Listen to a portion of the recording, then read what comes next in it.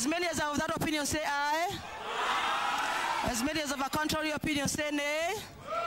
The ayes have it. Parliament yesterday adopted the President's memorandum on the Kenya Information and Communications Amendment Bill of 2013 in total disregard of the concerns raised by the media stakeholders on the contentious clauses in the bill that would water down the tenets of a free media in the country.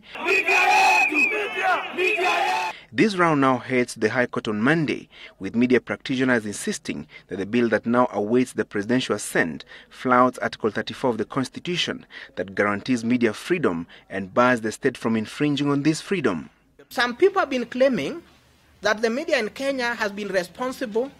The media in Kenya has not been irresponsible. The problems of this country have not been created by the media. Certainly not.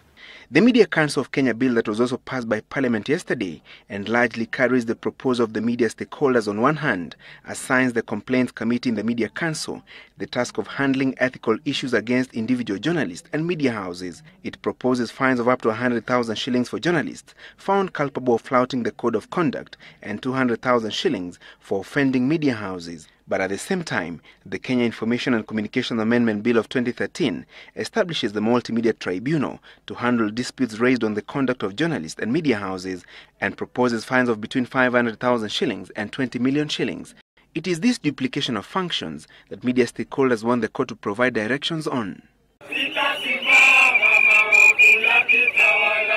The media is also raising issues on the independence of the tribunal, as well as the Communications Authority, since the Information and Communication Cabinet Secretary will have a key role in their establishment. They were saying the president was only obliged to respond to issues under Kika bill because that is the bill that had been sent to him. The president has not seen the Media Council of Kenya bill.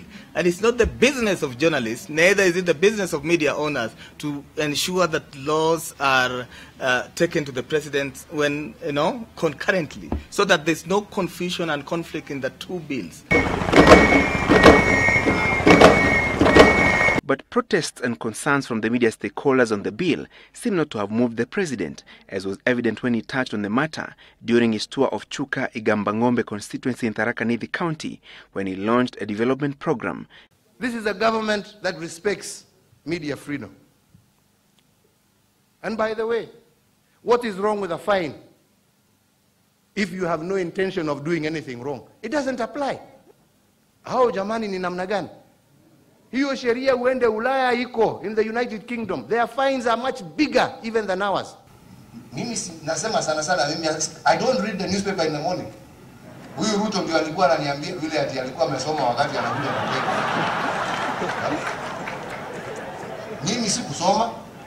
If the media feels there are issues, let us discuss them in an open, in a fair manner, and in a truthful way, so that we are clear on what is at stake. The President's memorandum was adopted by the House in a record 6 minutes after Parliament failed to raise the requisite 233 members to overturn it. There were 140 members in the House when debate on the memorandum began, a situation that was further compounded by a mass walkout by the opposition members whose attempt to push for an adjournment of debate on the memorandum failed.